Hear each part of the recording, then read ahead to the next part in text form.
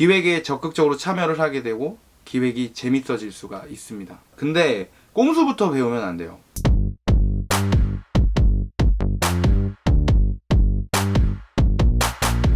꼰대 같은 얘기로 시작을 할게요. 첫 번째는 노력으로 극복할 수 있는 부분입니다.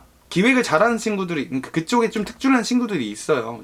얘는 실행을 잘할 것 같다, 얘는 기획을 잘할 것 같다는 게 나뉘니까. 근데 그렇다고 자기가 못하는 걸 배제하면 안 됩니다. 노력으로 극복할 수 있어요. 노력해야 됩니다. 첫 번째, 꼰대 같은 말로 시작해봤어요. 두 번째는 기획 울렁증을 버려라. 비슷한 맥락입니다. 당연히 풀리지 않을 때는 스트레스죠. 저도 아직까지도 그렇습니다. 제안서 정말 많이 써봤는데도, 기획 많이 해봤는데도 그런 게 스트레스예요. 근데 풀릴 때 짜릿함이 있습니다. 컨셉으로 하나 냈는데 까여도 이거 정말 그래도 괜찮았던 것 같다라는 한마디들, 그런 거를 주워 먹어야 됩니다. 그래서 자신을 동기부여를 해야 돼요. 그러면서 기획 울렁증을 버려야 됩니다. 세 번째는 아이디어 회의를 두려워하면 안 됩니다. 아이디어 회의를 할 때 당당하게 공부한 의견을 내놓으세요. 허무맹랑한 거라도 상관이 없습니다.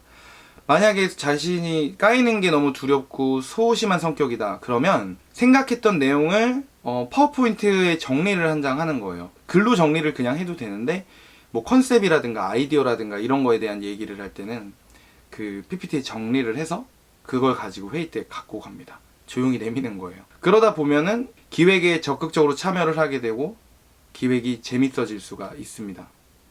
네 번째는 파워포인트 작성에 대한 거예요. 파워포인트 물론 잘해야 됩니다. 아직까지도 파워포인트로 하는 경우가 많아요. 뭐 애플의 키노트를 사용하는 경우도, 프레지를 사용하는 경우도 있는데 기본적으로는 문서화를 해야 되기 때문에 그게 제일 편한 게 파워포인트. 아직까진 PPT 잘해야 되냐고요? 잘해야 됩니다. 근데 파워포인트 강의 같은 거를 듣는 것보다 그런 건 유튜브로도 충분하다고 생각해요. 파워포인트 잘하는 사람 정말 많거든요. 그 사람들이 남긴 팁을 배우는 걸로 충분합니다. 강의 같은 거 듣는 건 전 추천을 안 해드려요. 대신에 실전을 통해서 텐션을 거는 거예요. 실전. 납기가 정해져 있고 어느 정도 퀄리티도 맞춰야 되기 때문에 자기가 쓴 파트가 실제 제안서에 담겨야 되겠죠. 그러니까 더 긴장을 하게 되고 그게 자기의 무한한 연습이 됩니다. 그리고 PPT는 스킬보다는 감각이에요. 감각. PPT 워싱 업체라는 게 있어요. PPT 디자인을 마지막에 손봐주는 겁니다. 정말 예쁘게 잘 만들거든요. 근데 그것도 오래됐는데 그 워싱한 거를 템플릿화해서 이제는 모든 회사에서 씁니다. 그럼 어떻겠어요? 제안서를 받아보고 PPT를 보면 비슷한 거죠. 다 예뻐요. 그럼 변별력이 안 생기겠죠.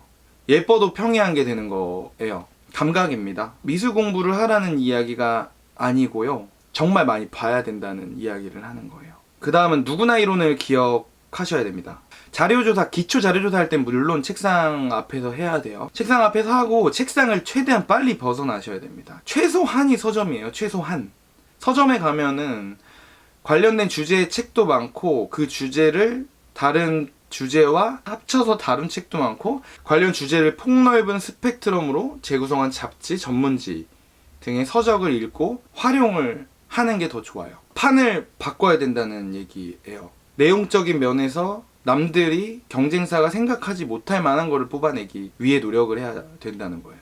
마지막은 또 꼰대 같은 얘기로 마무리를 하도록 하겠습니다.